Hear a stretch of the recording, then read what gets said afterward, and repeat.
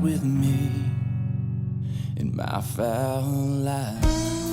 Podcast World with Shake and Chad Belding back at you. Another edition of the Fowl Life podcast. We're calling this one Dickies Workwear. A little play on words. W-E-A-R is what you refer to as apparel. That's what Dickies is known for, work apparel.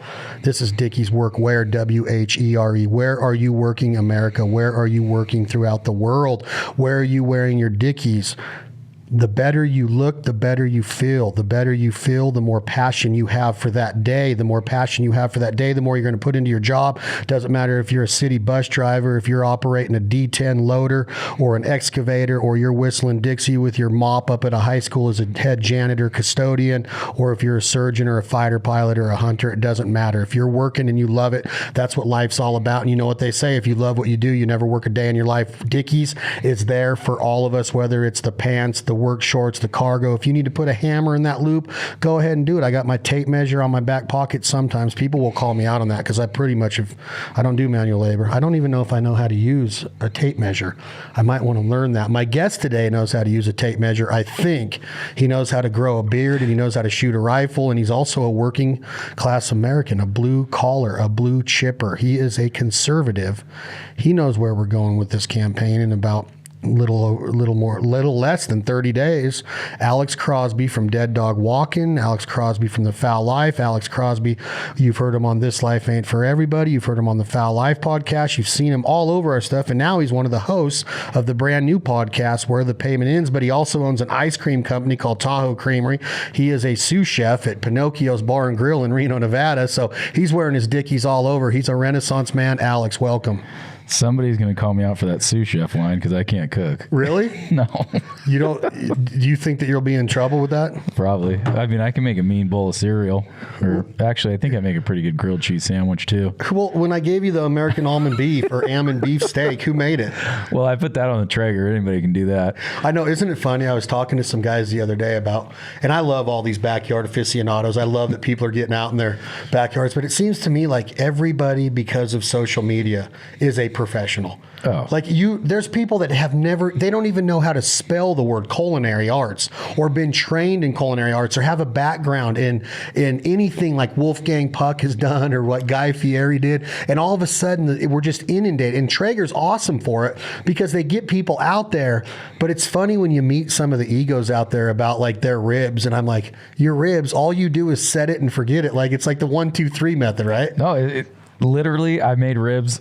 With their app, the Traeger app, all you have to do is follow that thing. And if you can do that, you'll have like the best. Literally, I've been making only the meat because I cannot make a single other thing. If you said I had to make the side dishes, if it didn't come out of a box, it wouldn't be coming from me. But I did the ribs, literally just followed one of their recipes to a T. And everybody was going nuts over these ribs. And I'm like, it literally has nothing to do with me. It's all this Traeger and their app, to be honest with you. And I watch Gordon Ramsay's little videos from time to time. And that dude knows like what goes into what flavor combinations are going to work the best. That's a guy that can cook. Me, following a recipe, that is not a guy that can cook. And I don't want to be called out for that sous chef thing. I cut my fingers when I try and slice up the onions, dude. I think a sous chef can be many forms though. Like if your girlfriend is cooking in the kitchen, do you go in there and help, or does she keep you in the TV room? I might help cut up vegetables or something like that, or I'll marinate the meat.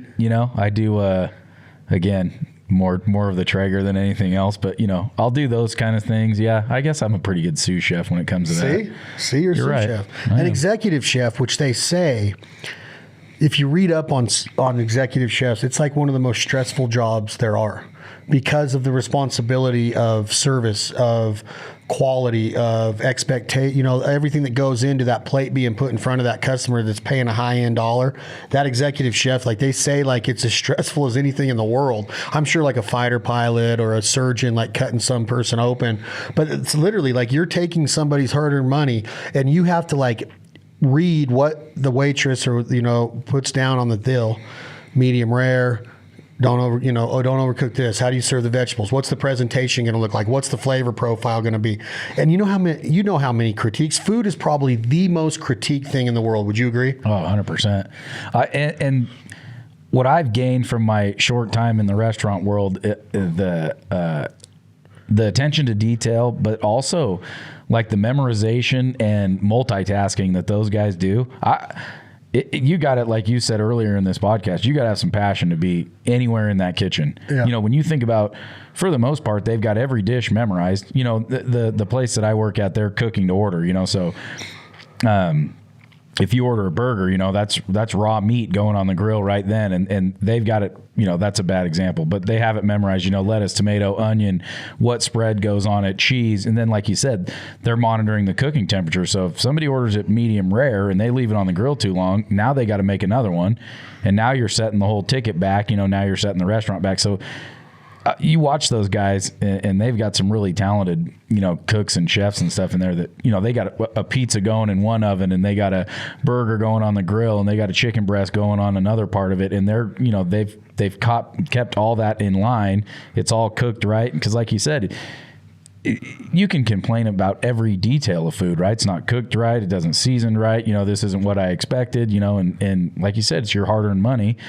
A lot of people nowadays, you know, they're looking forward to that one adventure out, you know, that one meal out. It's not like back 6 months ago, 8 months ago, when people are going out 2-3 times a week. You know, right now it's maybe once a week, maybe it's once a month, you know, so you want that meal to be correct, you know.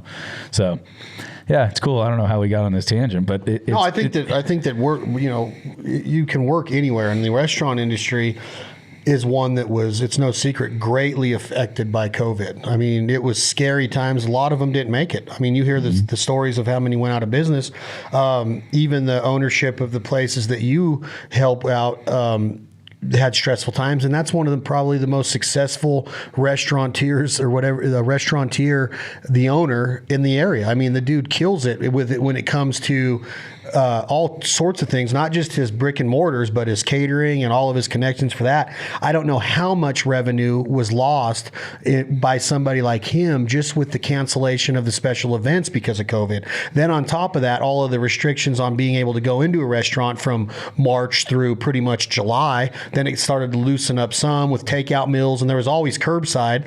But still, I mean, that's the reason why the Traegers and the liquor industry and backyard cooking got so big. Like, you can't get a Traeger right now. You can't. You go try to get a grill right now that's one of the higher end grills.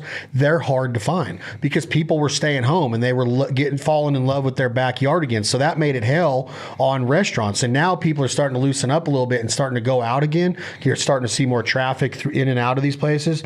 But as far as the workforce goes, there's a lot of people that were affected by COVID in the restaurant industry, which is one of the coolest restaurants and hardest to make in the world, bars and restaurants. Mm-hmm. I don't even know what the success rate is, but you have to be married to the place. Literally, the owner of your place is probably pushing 60 maybe, and that dude works probably 90 hours a week. 6 days a week, yeah. Still does it. Yeah. Still. No, I just heard a statistic this morning, and 60% of those are made up on the fly. No, but a third of our area restaurants either are already closed or are on the verge of closing, and a lot of people think that number is conservative. I mean, you know, Pinocchio's 2 locations in Reno and Sparks, they had to keep their Sparks one closed for 76 days because they couldn't. There was no manpower. You know, in the beginning of this whole thing, people were even just afraid to go to work. You know, they didn't want to go. If you were a waitress or a cook or something like that, you know, they weren't interested in potentially risking their lives over a job, you know, so you couldn't staff the places even to do the curbside. So the Sparks one, you know, like I said, was closed for 76 days or something like that. So to absorb that kind of a, you know, loss in revenue, and just like you said, the special events and all that, I mean, you know, there's going to be, I think, a lot more that aren't going to make it either. You know, I mean, it's sad to say, and I wish success on everybody, but you just, you know, you can't. Even today, we're allowed to operate at 50% capacity, and we would love to test those waters. You know, we're not getting a 50% fill rate in the restaurants right now. People are just still part, I never really thought about what you just said, but yeah, they've actually they've fallen in love with their backyard again, or they've learned to cook now, or learned to barbecue now, or bought a Traeger, and they're trying all those recipes. And you touched a little bit on the liquor thing. We had a discussion the other day that used to be, after a hard day's work, you'd stop at your favorite bar, your local bar or whatever, and have a beer or two before you go home. And now, once they all closed, it trained everybody and conditioned everybody just to go home and have that, cocktail after work. Or many of the, offices and places like that, everyone was working from home anyway. So at 5 o'clock, they just slipped into their shorts and grabbed a beer and went and sat in the backyard. And that's a tough place to be for a bar or restaurant, man. And I mean, like, you think about all the numbers that are coming out of offices that are giving up their leased office space, or the buildings are going up for sale, because a lot of these big companies that have, corporate offices or HQs that go where people come to clock in and go to work every day, they started to see that, man, we can still have progress and we can still get results and turn a profit with everybody working at home. So some buildings were just let go. So now you got all of the commercial real estate, all of the empty buildings again. Back in the recession of 2007, 2008, there's still places that are dormant. Like, I'm talking stretches of strip malls that don't have any tenants in it. So now you got buildings that are becoming empty again on top of those ones that were already still left over from the recession. So now you got way overpopulated empty buildings in the commercial real estate space. And in the same breath, when corporations are seeing that, wow, do we really need to have an office? Y'all are doing great from home.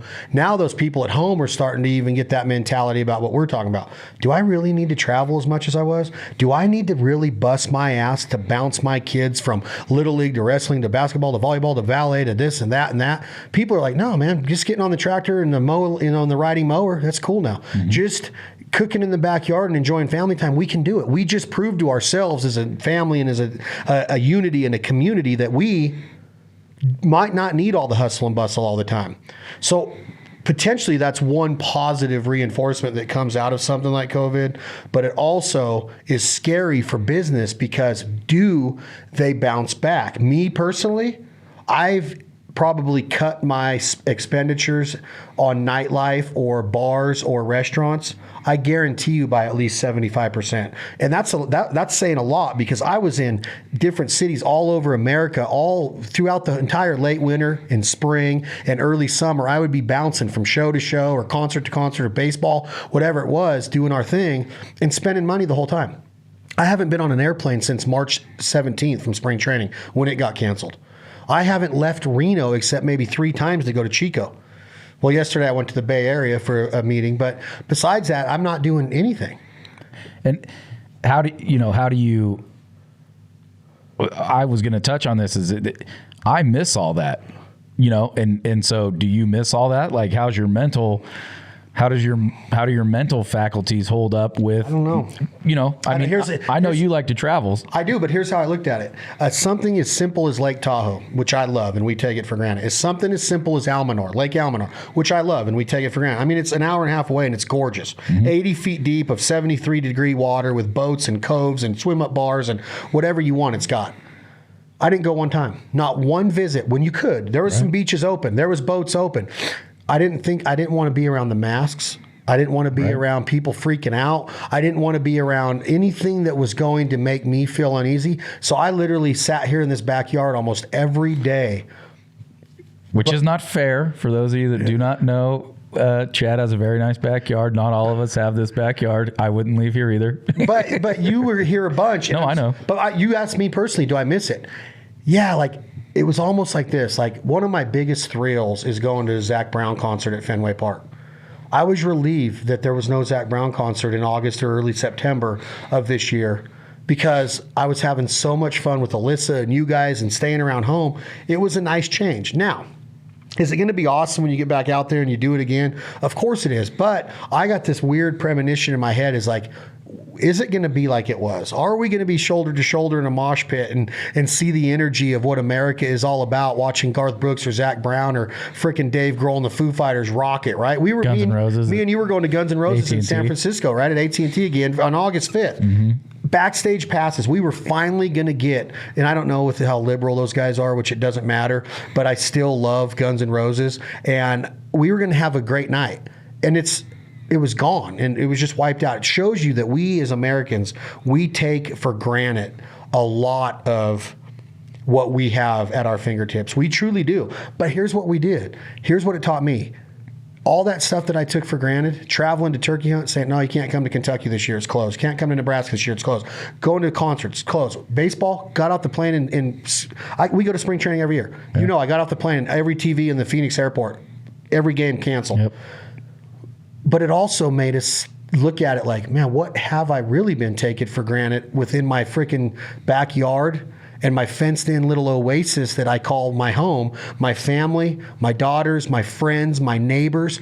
You take that for granted, like, oh, that's always going to be there, so I'm just going to go travel the world. And then all of a sudden it opens your eyes like, holy shit, this is nice. So it was a nice change, but I don't know if it's going to condition people like myself. Will I go back to that Chad Belding there was of, oh, sushi tonight, oh, barbecue tomorrow, oh, sports bar here or that? I don't know if I'm going to go back to that. I can't tell you right now. Right. And you touched on something that made me think back to like Soprano Sundays. Like, I wish we did more stuff like that. You know, that back in the day, you and I weren't doing it together, but we were both doing it at the same time. You know, Sunday night, The Sopranos came on HBO, and you and, you know, your group of buddies were meeting at somebody's house, and you guys were going to eat dinner or, you know, have a couple cocktails, watch Sopranos. We used to do the same thing.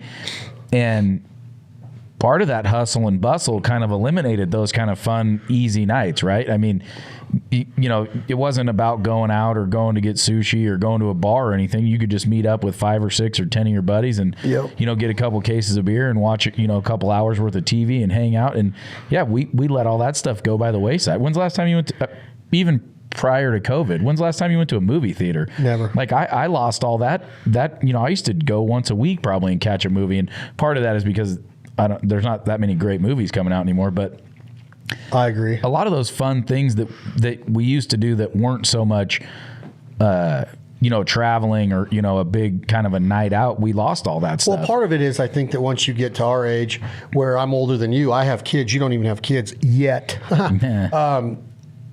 Like Sundays is like, well, I got school the next day. So a lot of parents have that mentality. Well, let's shower up. Let's get everything ready. The lunchbox is packed and the kid's in bed by 8 because they just had a long week and they got to wake up refreshed tomorrow morning and get to school. There was no school in COVID. So my point is like, I would love to have even the families over. I don't know if there's anything on TV as good as Sopranos, which we can touch on that. Shameless has me just wrapped up. I'm like, gosh dang, I love Shameless, but I also love Ozarks, and I just got on these. I just found them. People just let me, you know, they helped me discover them. I never even heard of Ozark and Jason Bateman until COVID. People are like, you need to watch this. So I freaking like binge watched it and got addicted. Then they're like, have you ever heard of Shameless? I think it was on Showtime originally. So I started watching Frank Gallagher and his family. Now, like, I got friends they've told me like they've woken up and thought like, wonder what the Gallaghers are up to today. Like, you think they're a real family and shit, right? So, but I don't even know if there's a lot of TV that you could get. Sopranos was just that special show that you could do. I'd love to do Sopranos Sundays right now and go back and watch all 6 seasons. Me too, yeah. Because you would discover so much shit in them. But yeah, I really think COVID or this part of what happened in life has made me go, man, I don't know if I need to run as hard as I was, because we're still keeping and I wasn't trying to interrupt you, but we're still keeping everybody happy. Business is still going good. So what's that telling me? Maybe I don't need to be gone as much. Yeah. And I think, you know, I think some of the businesses out there, one of the ones that's big, you know, Twitter, you know, they publicly announced that they're not going to reopen their San Francisco office. And I mean, I can't even imagine what rent is like in a city like San Francisco. And, you know, that's the evolution of work now, right? And where's it going to go? And how does all that stuff affect all the businesses down the line? You know what I mean? What is their printer company going to do now that they don't have a big office with a printer room in it. You know, what does it change the landscape for a bar and restaurant? Some people think it actually could be better. You know, if you're trapped in your house Monday through Friday, not trap's a bad word, but you know, you're in your home Monday through Friday now. Are you going to want to go out, you know, on Friday night and get out for a while, or Saturday night or whatever? Or is it going to be every night? You know, every night it might go from where everyone's really enjoying that backyard to, man, I really want to see some different faces now, you know.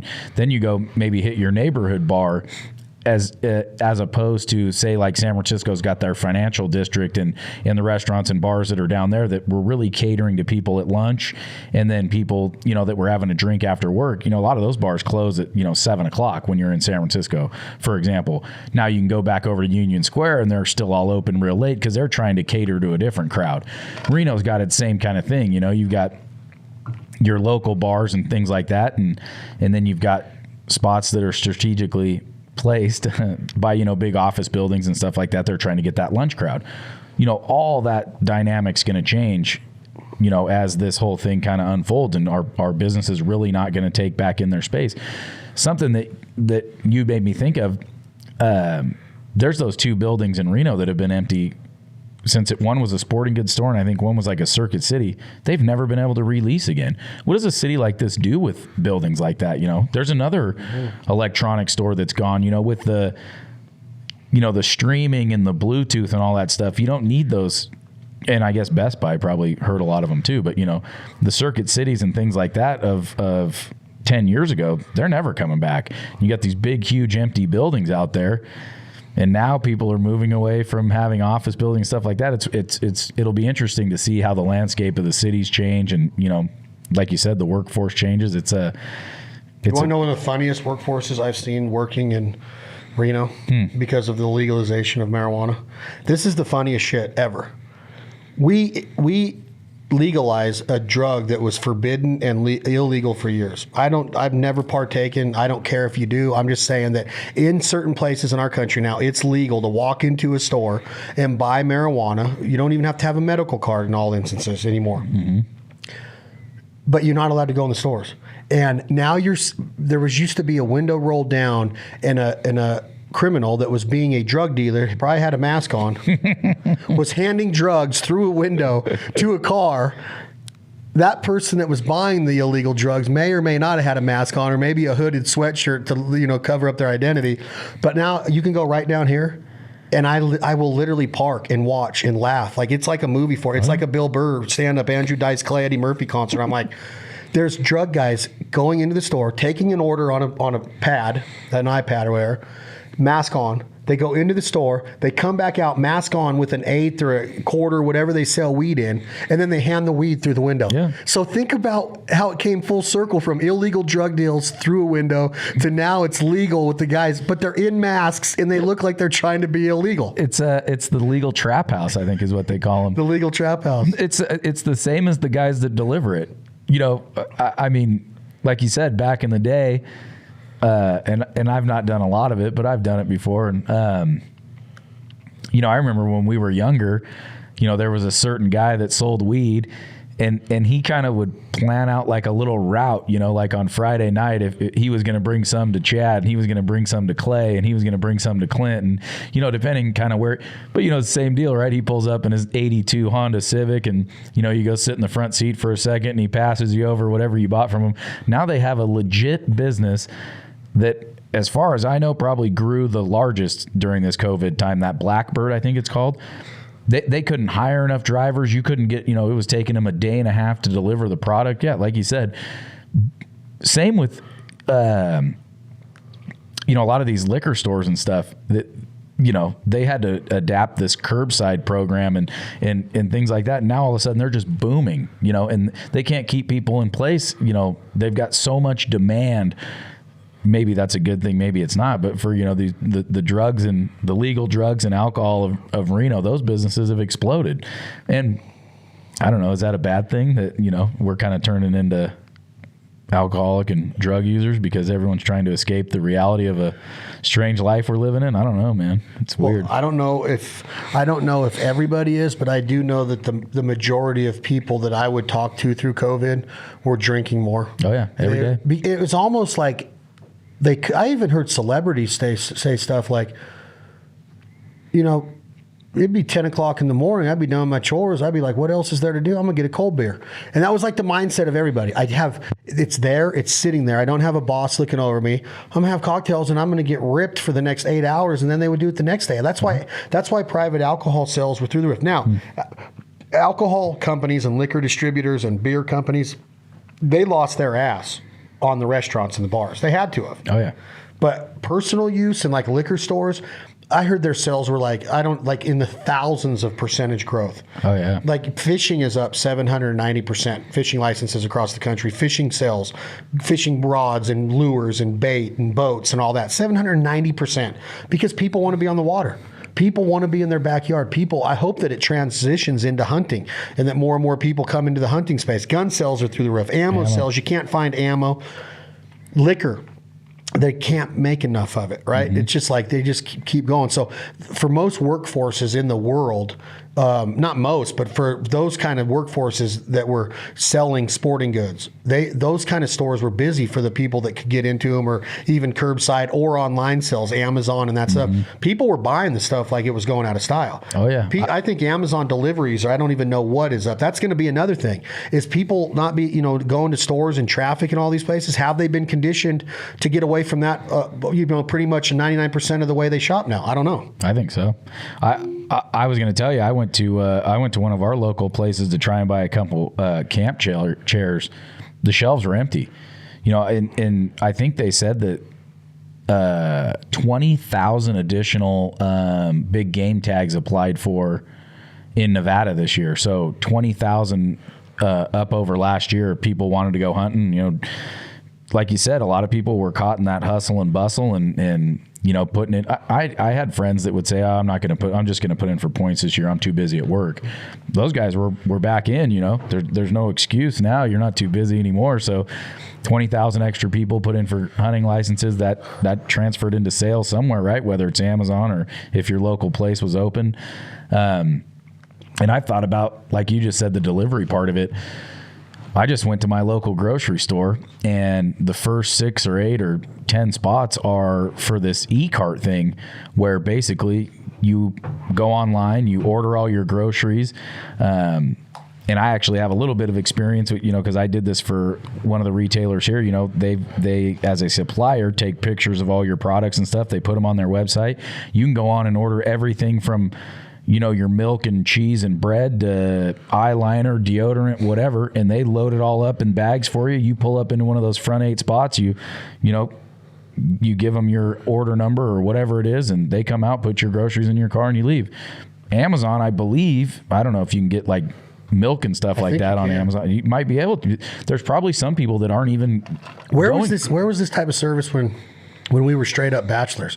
I know. My biggest freaking fear was going into a store. Hated it. And I mean, with the mask, I won't go in a store. But where was this when I was in college, where I could call up or go online and be like, bring me this, and this. Everything is like, from Grubhubs to Uber Eats to this shopping stuff that's going on. Like, life is like easy. Like, it's handed to you if you really want it to. You really don't have to be very creative to get anything done. It makes you wonder, though, like, we're sitting here and we're saying, well, office buildings are closing down and people are working from home.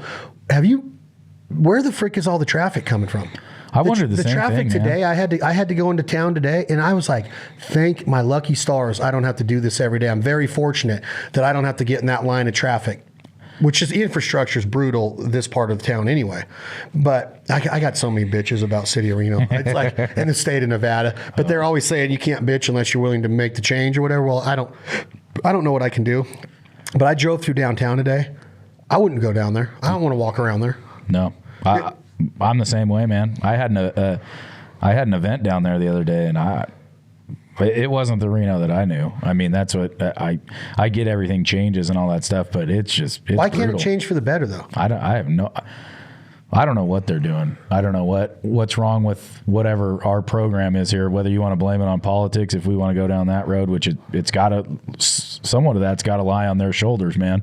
You're an elected official and that's your job to do those sorts of things. And Yeah, I feel so bad for some of those businesses down there. You know, barring what they're already going through. There's a brand new place. I don't know what it's called, but they took an old building, Alpine Glass, that sat vacant since I was a kid, and they turned it into a bar, restaurant, and then it's a concert venue on the other side. It's a big building. I tried to go there one day. There's literally a dude sleeping on the sidewalk with his whole ass hanging out of his pants. And you almost have to step over him to get to this building. That's terrible. And I imagine this guy spent $500,000 or more in renovating that building, took an eyesore out of, you know, I'm not saying you got to treat people differently, but that man made Reno a better place. I don't even know who he is. And he can't even get them to come get the homeless guy up off the sidewalk so he can try and get some patronage to this brand new bar that takes an eyesore out of our community. It's brutal.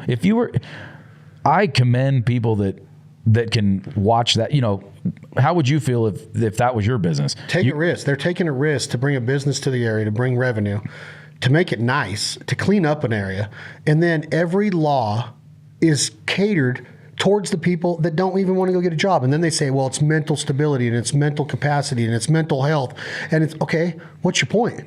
Every single part of our town that we grew up in, that we had pride in, you can't even go to a AAA baseball game without seeing a fight of homeless people or drugs or whatever going on, and they won't do anything to clean up. You try to go fishing on the river or crawdad fishing or just go down there and train your dog, you literally are going to step on a needle. You're going to walk through a tent city. And I'm not sitting here and saying that I don't have some compassion for homeless. San Francisco's going through the same thing. But why can't the laws be catered towards the working class that are willing to provide a service or start a business or have employees or bring a better feeling and culture and aura to this area? Because that's what it needs. But you have guys that are third and fourth generation like us two saying, we will not go visit downtown. What does that do to a Carano family? What does that do to all of the different families that are thriving on business of people coming into their establishments, like this guy that bought Alpine Glass and put that big restaurant in there? Is that the new country bar?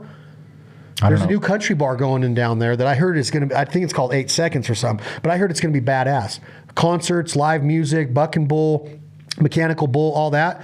I won't go down there. I won't go down there. And that's a shame, because when I go to Nashville, I'll go down there and you know how clean it is? You don't see any of that shit. You don't see any of that shit. Nope. So it's like, why can't our government and our mayor, whatever her name is, why can't we get some laws that protect the working class? Why does everything have to go in our world to a participant or an underdog? Always think about that. Why is the underdog always the one people want to cheer for? Why don't you want to cheer for a champion? Why do people hate the Yankees? Because they're a dynasty, because the Steinbrenners built them into a freaking untouchable billion-dollar business. Why do people hate the Cowboys, even though they suck? But Jerry Jones is a multi-billionaire that's built that through hard work and vision. Why do people want to hate our president? Because he's worth this many billions. You know how smart you have to be to become a billionaire? You know how hard it is to become 100,000-aire? Like, it's impossible. Not impossible, but it's hard. And people don't understand that some of these laws need to go to protect the people that are willing to take a risk to be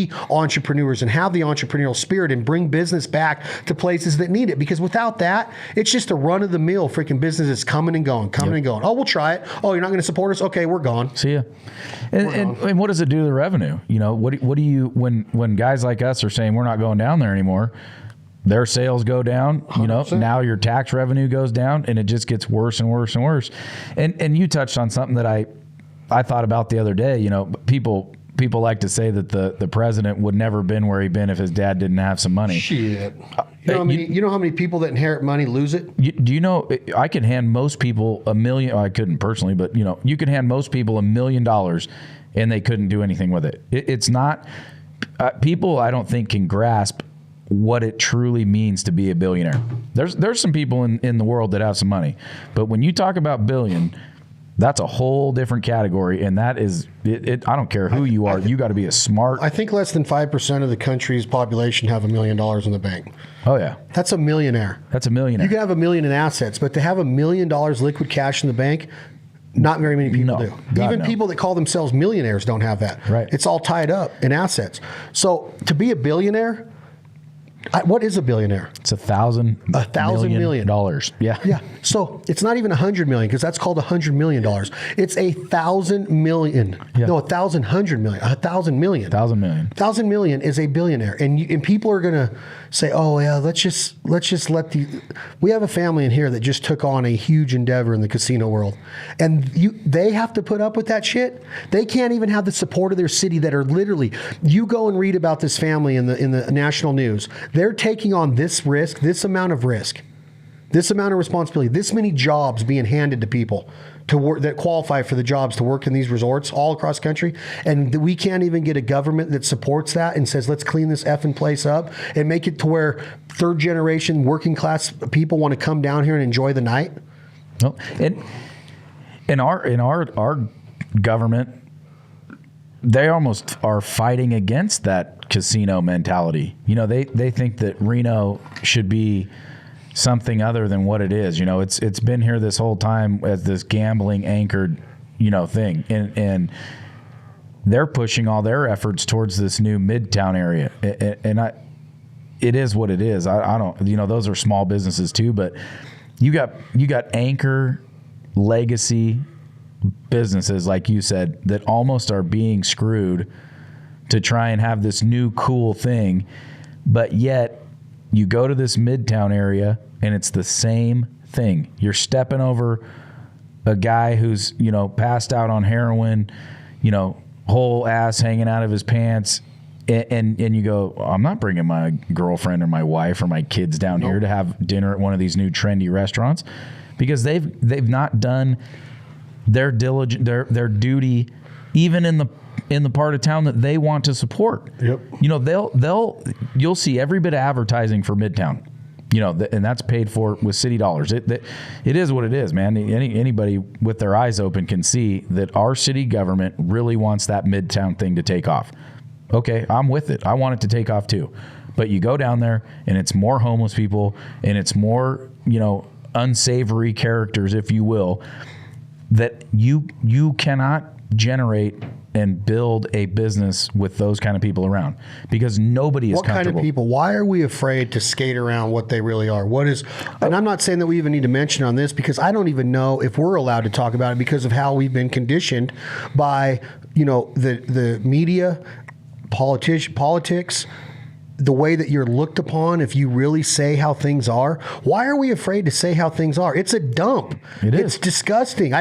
We have a AAA team that's AAA affiliate of the Arizona Diamondbacks, and I love baseball. And I won't take my 9-year-old daughter to a game and buy her popcorn. And we used to go sad. all the time. All the time. It's gotten so bad down there. You can't. They built the homeless tent city where it's just throttled with homeless people and drugs. Right there. Yep. Right there. And there's no parking garage to feel secure. And you got to go park over in BFE and then walk across streets, walk across traffic, walk across all of that stuff that's going on in the commotion of what's being done. And I'm not saying that life doesn't happen, but what in the frick is wrong with turning it around and saying, no, we're not going to have this here? It's been, I'm going to guess, 5 years or maybe more since I've been to that ballpark. Really? Yeah. That long? So you figure. I wonder if it's been that long for me. You figure that 2006 it was built. 7 was the first stadium. Was the first season. I know you and I went to a game in 2014 or 15. I'm going to think that's the last one that I ever went to. Really? And isn't that sad? But so when you think of what I was just going to say is, I know I got my trailer hitch stolen at one of the games you and I went to. And then remember, we sat down low. We sat right on that fence in like 2014 or 15. And it was a day game, I think. And I remember thinking about not wanting to walk through that portion of, I don't even know what that street's called. That was in broad daylight with 2 full-grown men, Yeah. Now that's been over 5 years that our government has had an opportunity to fix this problem, right? It's not like this thing just happened last month. You've got 8 or more years, probably 10 years, that people have noticed this problem. Now it's really, really bad to where nobody wants to go down there. But where's the planning? Where's the what is going to happen with this? Have you heard anything from our mayor since any of this? Zero. I don't even know if she's had a press conference. The joke now around town is Reno has a mayor, ? Like she literally has done nothing. And I understand that she has some health concerns. At that point, you need to resign. If you can't do the job that you've been elected to do, you're being paid to do. I understand we're in a global pandemic. Get out. But if you can't do it, then you need to resign and have somebody else do it, because the problems of our community are not going anywhere with COVID-19. If anything, they're getting worse. So it's funny. I actually started to... most city officials will, and city employees won't talk about what you and I are talking about right now. But I've seen some stuff on social media with city employees are starting to say, okay, who's going to address this homeless problem? They're having fires, so now the weather's starting to cool down at night. So you got people, and when we had one behind the restaurant a couple weeks ago, they're burning pallets to cook or to keep warm or whatever. And then they catch the tent on fire, they catch the blanket on fire, they catch the fence, on fire. Now you got the fire departments having to go out there and respond to these fires in these tent cities and all these places where all the, they're camping in the middle of a city. And you're trying to have an open flame in the middle of a city. It doesn't go well. You know what I mean? Yeah, but it's okay. But all those buildings that people take millions of dollars of risk out to build are in harm's way, but it's okay because this person has to stay warm because they're considered quote unquote homeless, right? Or out of on bad terms or whatever. Really? It's bullshit. If you wanted to go fishing down on the Truckee River and you wanted to start a fire to have a shore lunch, you're in trouble. You're in trouble. You're in trouble. It's the same thing as, if I park my motorhome in front of my house for longer than 2 days, you better believe they're going to come over there and put one of those stickers on the window saying you're not allowed to do that. Yep. But I drive by the same 15 motorhomes that people have been living on the side of the road for. I used to go through it over in close to downtown. Anywhere that they could park a motorhome trailer or van or something like that, they'd park it and live in it. And here's the thing. It's one thing to be down on your luck for a little bit and going through a tough spell. But when the whole vehicle is surrounded in used hypodermic needles and empty whiskey bottles and all that kind of stuff, that's your lifestyle that you're choosing to live at that point. If you're going to tell me you're broke and you can't get your life together, but you're buying drugs and alcohol and cigarettes, then I don't buy it. And I'm not, and that's not somebody that is okay to be sleeping on the street for a few days while they get their act 100%. Together. And it just, the bottom line is people don't feel safe around that.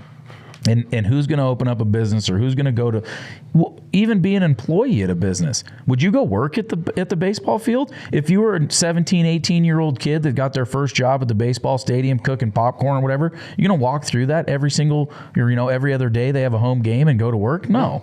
Hell, I often look at myself of like, why do we get an intimidation factor within our souls when we see it happening? Like, when somebody is standing there and they're looking the way they look, and I know what they're getting ready to ask us and bug me and interrupt my life, I didn't ask for it. Right. I didn't ask for them to come up and scare the shit out of my daughter and freaking have a backpack and start a fight and beg for money and all this stuff. And it makes me not want to be a part of it. Now, have I helped out homeless shelters?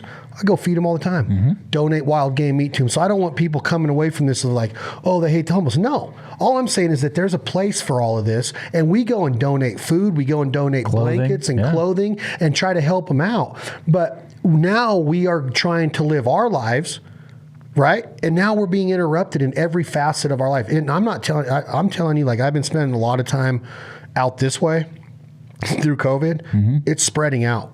Spreading. It's coming. And that weirds me out to the point of like, are you serious?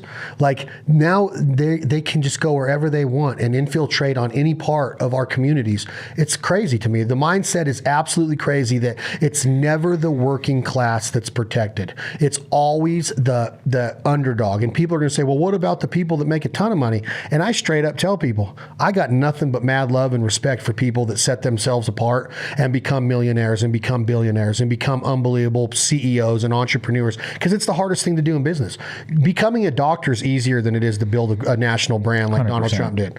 So, and I'm not taking anything away from the medical field. Being a surgeon and a doctor, I got nothing but mad love and respect for that too. But people are always finding a way to rip the people that have worked their asses off to make it. And it's not fair. It's not just because we worked our asses off and made it, and I'm putting us in there because we work our asses off, all of us here at these companies, just because we work our asses off doesn't mean that we have to slow down, because society is only willing to protect the people that don't have it, that aren't taking the right steps or measurements to make it. Right. And they're just going to make excuses for them all the time. That's it. And you know, I agree with you.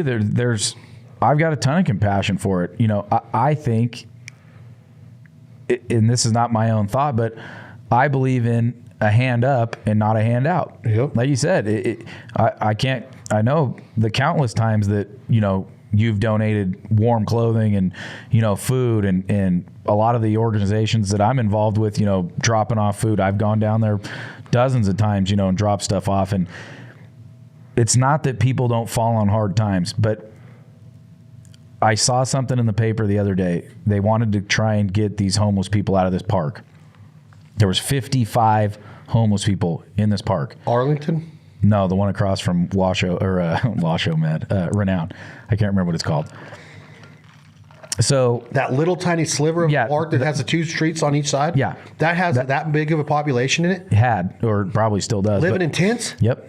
No. Yep. And so that's what, you know, there's houses around there. And there's people that said, look, our tax dollars pay for that park. There's no lie about that. There's nobody out there mowing that lawn for free, you know, so your tax dollars pay for it. There's people that live in homes around it, and they say, we want to take our kids to that park. That's what that park's for. Big bunch of grass, volleyball court, jungle gym, all that stuff. But you got 55 people that are living in there, you know, all the time. So they put this whole group together. They got a ton of pushback from the city, but they brought medical in. They brought psychologists in. They brought drug and alcohol counselors in, and they said, we're not just going to shoo all these people out of here. You're going to try to help. We're going to help them. Don't even tell me that they all didn't get in line to get help. 35 of them didn't even talk to anyone, grabbed all their stuff, walked away. Like 4 of them accepted some type of medical help, which they said, you know, could have been a Band-Aid to, you know, could have been some eye drops or something. And then I don't remember how the rest of it broke down, but the way it goes is none of them took any help. None of them went and sat and talked to a psychiatrist. They might have said hello to him versus the 35 that just walked away. None of them took any of that help. None of them took any of the medical help. None of them were interested in speaking to, you know, a counselor about getting into some assisted housing or a shelter or something like that. It's not all the person that's fallen on some bad luck. There are truly people that's how they want to live. Yep. And that's not okay. Like you said, there's actually already laws in place that should be protecting all these hardworking people of the world and all the people that are, you know, actively contributing to our society. But they're being, you know, the law enforcement community is being told not to enforce those laws. It's not legal to camp in the city. You can't do that. You can't go camp out in the forest without paying, you know, at a national park, you know. Could have fooled me. I know. But it looks like you can do whatever you want as long as you don't have a job, as long as you don't pay taxes, as long as you don't have to clean yourself up and be a good community person and a steward of our land and communities and neighborhoods, then you can do whatever you want. But if you're a hardworking, tax-paying, law-abiding citizen, you literally can't even go to a AAA baseball game because the excuse is going to be made, oh, you've got it made in your little house with your little family and your little suburban. No, that's not true. We have way more risk, and I have way more stress than pretty much every homeless person out there. Right. I'm just telling you. 100%. The responsibility level that comes with trying to be a good, upstanding citizen is way more difficult than it is to do that. Way more. And that's what, like you said, there's nobody... they're not trying to help you be an upstanding citizen. You know what I mean? I got not hemmed up, so to speak, but you know, I missed getting my truck registered. I don't know if the little thing got lost in the mail or I missed it or whatever, but I don't want to not have my truck registered. You know what I mean? And it wasn't like I ever got a follow-up phone call or a second letter or something like that saying, hey, your registration's lapsed. You know, they don't want to help a guy, you know, try and be upstanding. But I pass these motorhomes and these things that are, you know, they haven't been registered in 5-10 years. Never. They're cruising the streets.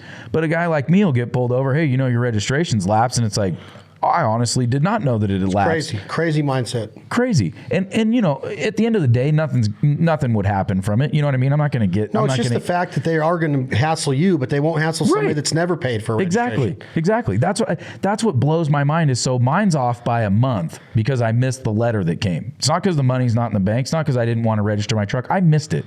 Straight up accident. I'll pass an RV or, you know, a 1972 Dodge or Ford Pinto that hasn't been registered in 15 years. Somebody sleeping in it, somebody driving around town, you know, no smog check, none of that stuff's been done in all that time. They'll do it all. That guy will be still driving tomorrow for the rest of the year. No one will ever say a word to him. I miss it by a month. I'm pulled over almost, you know, instantly. Yeah. It's just crazy. And the safety aspect and the fact that there is violence and there is crime and that you have to be the person that has to stand down against that too. Right. You can't, you know, I pack a pistol. Damn right I do. I'm not going to get messed with. Nope. I'm not going to get messed with anywhere. I'm not even going to go into a port of subs with it anymore because I never know what's going to happen because our communities have been pretty much determined unsafe. Like, I'm not going to go downtown and walk to the event center to watch a Willie Nelson concert like I would have 10 years ago. I won't do it now. No. Won't do it. Because it's way worse now than it was before she took office and way worse than it was when Bob was in office. And it's a dirty, dirty area to be in. I don't care what people say. I don't even know where Midtown starts and where Midtown ends, but I promise you I ain't going there. I've never been there and I never will be because I do not like the fact that they are putting our safety and our security in harm's way all the time because the laws never side with people that are doing what it takes to make this world go round. Yep. I hate that. I hate that mentality. So do I. I went to, I took my girlfriend to the store the other night, and in a 4-way intersection, there was 3 people asking for money. It was 7 o'clock at night. We pulled into this grocery store's parking lot. The parking lot was disgusting, and I said, here's the deal. This is this business's duty to clean this place. It was private property. However, there's the 3 corners of the 4-way stop have homeless people begging for money. I'm going to go out on a limb and say that they are the ones trashing the parking lot. And now these businesses, as you can imagine, they're just tired of it. You know, they're tired of going out and cleaning up all the trash every night from the guy that spent the night there and left all his garbage there. They're tired of cleaning up the human waste from the people that are out there all night long. So they start to give up, right? So this is a big shopping center that's filthy because the poor business people, they're tired of it. They don't want to deal with it anymore. And the next step is they just won't do business anymore, right? If every day you got to go clean human waste out of the front of your store because you can't be there 24/7 to watch it, and now we have nobody out there doing it, you know, doing the portion of that job that they should be doing, pretty soon you go, it's just not worth it anymore. I don't want to have a restaurant here. I don't want to have a clothing store here anymore. That's sad. It is. It's terrible. And that's sad. People can only take so much, you know, especially in a time like this. You're doing everything you can do to, you know, just like the example I gave. You're doing everything you can do to try and have this restaurant. Then you come in one morning and you got to clean up 5 charred pallets that some guy burnt the night before so that your customers don't get nails in their tires out in the parking lot. You know, that's something that why JP had the catalytic converter stolen out of his pickup truck at his restaurant. So he gets up in the morning. Why? Because it had copper on it? No, they steal them. It is some kind of scrap thing. Yeah, you know, he goes for to drugs. Yeah, he goes to fire that thing up. We have an ice cream truck and trailer that's parked out there. The fuel, I quit putting fuel in it now because literally I'd fill it up, I'd go to an event, I'd park it, and the fuel would be siphoned out of it. You know, it literally, I had 3 or 4 locking gas caps broken off of the truck. So now I just don't even put gas in it. I leave it at as low as it can get, enough to go to the gas station, and I put enough in it to go to the event I'm going to, because it's all stolen. And it's how much. Well, the big thing is how we started this conversation. I'm not cutting you off. Is that you have an ice cream business. Your in-laws have a very successful restaurant business and catering business that you help. I am one person that is not going out a bunch like I should. And part of it's because I don't have any pride in the area anymore. And I don't know what it's going to take to change it. I know a lot of it's politics and community leaders, but that's not what I was put on earth to do. I'm not a community leader. I'm not a council person. All I'm saying is that there was a time when our downtown was very nice and tidy and respectful, when you could go from the Sundowner to the Circus to the Silver Legacy to the freaking El Dorado, and it was nice. And you could go to concerts and walk around safe, and now it's not safe. It's deemed unsafe. I would never let my nephew go down there as a 17-year-old kid to see a concert like we used to, an outdoor concert. Never would. I used to go to the Pioneer Theater.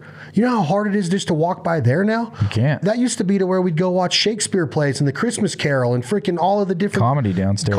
Downstairs and all that. And now I won't go. So your restaurant business, your ice cream business, all the accounts that you deliver to in that area with walk-in, the freezers that you just open up and get a pint, I'm not going to them. Right. So somebody else is going to have to spend their money to buy your ice cream. That should be enough for you and your businesses to be like, this is a worry.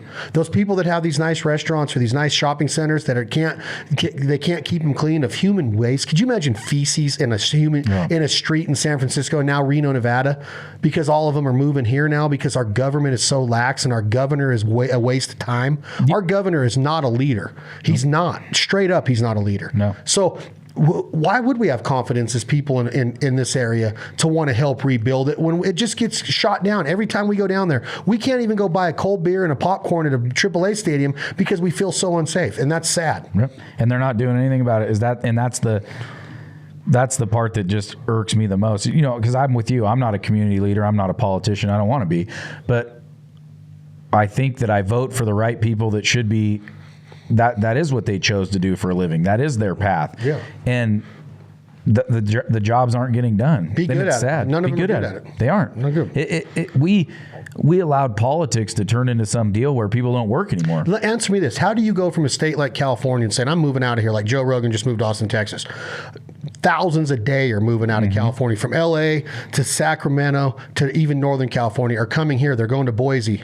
He went to Austin, Texas. Then you come here and you move to Vegas or Reno, and then you want to vote politically the same way you did over there and try to make our state turn the same way. It doesn't. What is the mindset? You move from San Francisco because of the issues, but you come here and buy a house that's just as nice a house, bigger than the one you lived in the Bay Area. You pocket and bank a bunch of money because you sold yours for millions over there. And now you want to vote the same way to turn this area into what you just left? Where's the mindset? Where's the intelligence in that? It makes zero sense. People are going to say, Belding, Crosby, you guys are ignorant. Oh, you guys are ignorant. No, we're not. I'm just telling you, that's what's going on right before our eyes. We are watching. I had a conversation today at my attorney's office with a guy from Texas. He's an attorney from Texas. And it's happening there. People are moving to Texas, and that is not supposed to be happening in the state of Texas. Right. And it's starting to even get washed around there to the different color. So what used to be red, there's stripes of blues in different places now. In our whole state, I mean, it's obvious what's happening here. Oh, yeah. Nevada is not where I want to be anymore, and that's a shame. Because of Washoe and Clark County. Yeah, and it's a shame. Our rural areas, which are beautiful. Same as Texas. Yeah, same with Northern California, man. When we drove to Chico the other day, I said, this is so unbelievable. Northern California is so much like Northern Nevada. It's actually maybe even prettier. Yeah. Because we got a lot of desert. Certain areas. But it's screwed. And I heard of a place, they moved from LA to Nashville.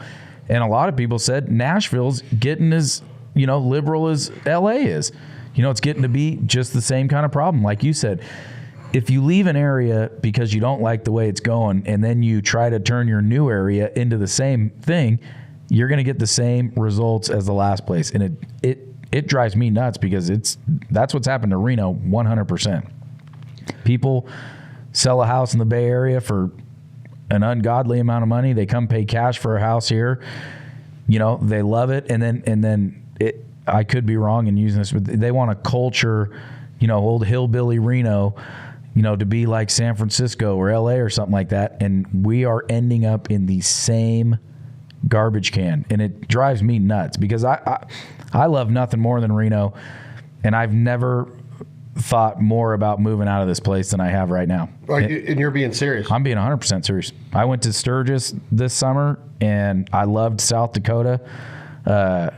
I went to Idaho with you a couple weeks ago, and I love that area that we were in. You know, I'm a little bit too, I don't know what the word is, but I'm not quite ready for a really small town like that. But, you know, like Boise, I went to Boise years ago and I loved it, and I heard Boise's bad now. You know, maybe not bad. I heard the same thing. But, you know, it's going that route. It's getting bad. Yeah, I really honestly don't know how much time I have left in Reno if it continues down this path. And what generation are you? I'm a fourth generation.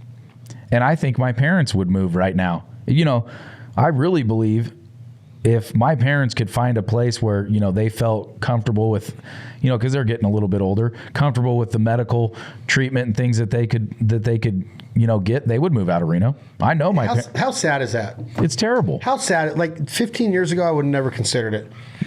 Me neither. I would have told you that Reno's the greatest place. And I still believe that Reno's the greatest. You said it earlier. Not with the government we got. No, but as far as landscape and what we like to do, you know, I mean, I think you could find better duck hunting in the world, but Tahoe being so close, you said it earlier, you can hunt giant mule deer, you can hunt giant elk, you can go fishing pretty much anywhere you want to go. International airport. 3 hours from the bay. Skiing if you like to ski, wakeboard if you want to wakeboard. Lake life. You know, and then we've got good restaurants in Reno. We got good restaurants. We got good nightlife.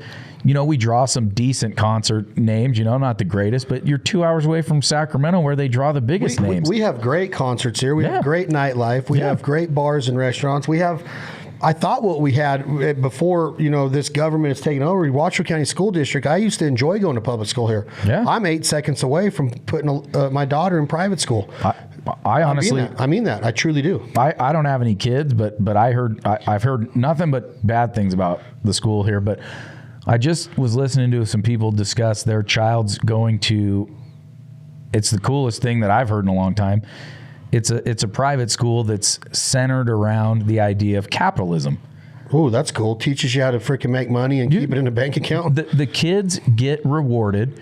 You know, if a kid sweeps the hallway, you remember when we were kids, you had to sweep the hallways. Always. You had those big old dust brooms. And, I used to love sweeping the gym floor. I used to love it too, man. Sweep the gym, all that. I remember how dirty, like, the corners around the bleachers all those were. Dust bunnies. How prideful you'd feel when you would get it all up. And then you'd get to shoot hoops for a minute by yourself because no one else is in there. Yeah, because I didn't make the team and I had to do it. I couldn't even play basketball. I shouldn't have said shoot hoops. I got to throw a dodgeball around. No, but so these kids they're actually not paid money, but they're given like points.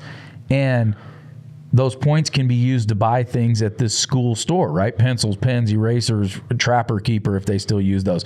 But they're teaching these kids the ideology of capitalism, what our country is based on. I shouldn't say our world, which we but never learned in school. No, never. We had a math class, and we might have learned how to balance a checkbook. Maybe. But capitalism and revenue, you know how important that is. And being rewarded for a job well done. You know what I mean. You know, we swept the gym floor.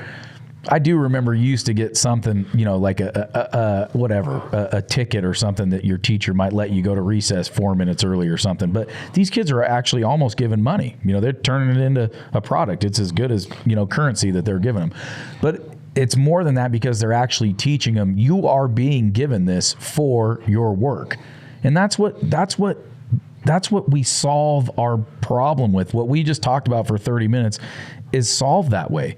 Kids need to learn that, you know, for your effort, for your work, you're going to be rewarded with this. And when you're rewarded with this, you get the things you like. I get everybody wants to be an artist or a singer or something like that. But if you can't hack it, then you need to get a job. You know, you need to work, and then you get to be an artist or a singer or something as a hobby, right? And if somehow you develop your skills and now you can turn it into a job, great. But everybody's sitting around not wanting to work and wanting to stay at home and paint or try and do something like that. We all can't do that. And as the workforce dwindles, this is what you get. You get, you know, this crazy population of homelessness. You get a crazy unemployment rate where people, you know, they're reliant only on the government to take care of them. You can't, we'll never survive like that. Never. It will never happen. We've just spent 30 minutes talking about how the government can't solve a problem here in town. How are you going to solve everybody's problems. They can't do it. It's not going to happen. And so we're stuck if we don't start teaching this younger generation a little bit more about work ethic and you know, the benefits of a hard day's work. We're in trouble. And that's a scary thing to think about, man. And if you think about what you're saying, like that we're in trouble as far as the future goes, and I'm in my 40s and I'm seeing it right now, which there are moves that can be made to better it, in my opinion. I truly think that there are families that are dedicated to making it better. My fear is that the underlying factor here is if you have the mindset to make it better and improvements are needed, is it possible? That's the question at hand. Is it possible to make it a better community to where when Alyssa is able to drive herself to an event, I'm not going to be a sheltered up dad saying you're not going anywhere in this area? That is the biggest thing right now for me, because there are families. You got big time people like Ricky and the casino family we keep mentioning, and there's a lot of other influential people in this area that would be willing to help. But does it really matter? That's the question at hand. Does the effort really matter to try to make the area better? There's already been people that have tried. The guy that you just mentioned with Alpine Glass Building, bringing the AAA stadium here was a big risk for families around this area. Other people that are bringing jobs to the area. There's a huge tech area here now. There's a huge industrial area here now. What are those people thinking with the housing around here and people wanting to move out of the area because they're being pushed out by people that come here and bring their ideologies and their thoughts here? There's something that attracted people to this area in the first place, and now there's people that are willing to make the changes or put in the effort or donate money or put in financial means that are being like, why? I'm not seeing any change. There's no change here. We've given you this many years, 14 years, to build a parking garage for that AAA baseball stadium to make it more conducive to going down and parking and being safe and walking in there. No, won't happen. Just walk through Tent City. Just walk through the city bus stop. Walk through these fights going on and drug deals going on. And you think that people are going to do that with their family? They're not. Nope. That's why the attendance was so down before COVID. Exactly. So my biggest fear is it even worth putting in the effort? And that's a scary deal. Well, you know, you just said something that's really scary, in my opinion, is think about the investment that our state has made to get that tech area going. You know, Tesla, Panasonic, Amazon, Intuit, freaking, y'all keep going. There's tons of some huge Apples out there, Googles out there. What's the big one? The one with the underground fiber Switch. Have you seen that campus? It's insane. Holy shit! It looks like we're in Palo Alto. Right, and now I don't care who you are. Nobody is comfortable dealing with the things that we just spoke about. Nobody. So now you've moved to Reno. You've got your job at Tesla. You want to go watch a AAA baseball game, because you're not from here. You don't know that Chad and I just talked about that it's been here for 10 years. And you go one time and you can go every game they have. It'll be that way. Not going back. Every single night in downtown Reno is the exact same thing. Those people are going to go, what did I just get myself into? Yeah. Why do I want to live in Reno to deal with the same problems, or maybe they're new problems? You know, if you've come from whatever, Denver's a terrible idea. Well, no, Denver can be all right. But you know what I'm saying? Like you've come from a community that didn't have this problem. Now you moved here to go to work in one of these big tech companies that this community's bent over backwards to get into, which is okay. But now you're going, I don't want to work here anymore. I don't want to live here anymore. So they're running from here. Yeah. Someone has to deal with this. I think the answer to your question is yes, that it is worth it. And I know that a lot of people have been soured on it. You know, that, like you said, that there's plenty of people that have donated their time and money and thrown it at this problem, and they've gotten zero return. But, you know, hopefully we're not so far gone that it can't be fixed, but we need the leadership. We need leadership. That's it. We need people to vote right. And you know what? A lot of people, you know, conservative, you know, are against tax, you know, raising of taxes. Nobody wants to give up their money. If somebody came up with a decent plan that was, you know, feasible and would work, and they said, hey, this is going to rid us of our problem, and it's going to cost you $10 a month, nobody's going to say no. No. There's no plan. What I don't want to do is just keep giving you my money for nothing. You know what I mean? You're already taking the taxes that we pay and all the taxes that we are here to have this community. Great. But you're not doing what you're supposed to be doing with it. No. And that doesn't fly. People are afraid to say it. Our governor is not a governor. He's not a leader, and our mayor's not a leader. We don't even have a mayor. We don't even have 100%. She's freaking out of it. She's out of touch. And we just talked about this yesterday. Now, because of COVID, there's no more public comment in the city council meetings. Can't do it. So they're doing whatever they want. So you and I, instead of this has all been thought out. That's all been thought out with the emergency plan that's been abused. Everything that the governor has done is dude, our state's a laughing stock. It is. Truly is a laughing stock. We're going to pick this up again. Dickies, thank you so much for partnering with us on Dickies Workwear Podcast. We talked about a lot today. We are serious about the workforce and how important it is to us and the people that are taking risks in buying buildings and renovating buildings and bringing new business to an area and pumping new blood into an area, wanting people to come and support those businesses. And you have people that have the ability to do so and spend hard-earned money at these establishments, these bars, these restaurants, these retail outlets, and we're refusing to because we don't feel safe. We don't feel secure. We need security, please. We need some security, but it's not a joke. We need to be able to walk through a parking lot and not have to step on broken glass and human feces. And we need leadership that want to work in the public sector. I am not one of them. I never chose to be that. Neither is Alex, but there are people that are doing it and they're not doing a very good job. Step up to the plate and let's work harder to make our community safer because it's truly needed. I really mean that. Dickies Workwear Podcast Series. I'm Chad Belding for Alex Crosby. Thank you all so much for joining us. Let's all write in at info@thislifeaintforeverybody.com and tell us what song should be our theme. Working for a living. Huey Lewis has got one. Fabulous Thunderbirds have a working song. We got to come up with a good theme song that we can get publishing rights for to use for Dickies Workwear, for all of your workwear needs, from boots to socks to flannels to badass pants and work pants and industry pants and chef pants, even fatigues, even scrubs for the dental industry, the medical industry, awesome shirts, ventilated shirts, warm weather shirts, cold weather shirts, beanies, scarves. Dickies makes it. They are the working man, working woman's clothing choice. We are truly humbled to be partnered with them. Again, this is Dickies Workwear Podcast, part of the Fowl Life and This Life Ain't For Everybody and Where The Pavement Ends family of podcast brands. We're so proud to bring all of this content to you. Hopefully you guys keep subscribing, leaving us ratings and reviews, telling your friends and family to listen to the podcast. Write us again, info@thislifeaintforeverybody, and tell us who you want on the show, what topic you want. And if you know a hardworking American or Canadian or worldwide worker out there that you think would be awesome to hear on the Dickies Workwear Podcast, please don't hesitate to let us know. Hit us up in a direct message on Instagram at This Life Ain't For Everybody or at the Fowl Life TV or at Where The Pavement Ends. We will answer them and we will get those guests on here. Sorry to be long-winded in the conclusion. I'm Chad Belding for Alex Crosby. This has been another edition of Dickies Workwear Podcast. Thank you all very much.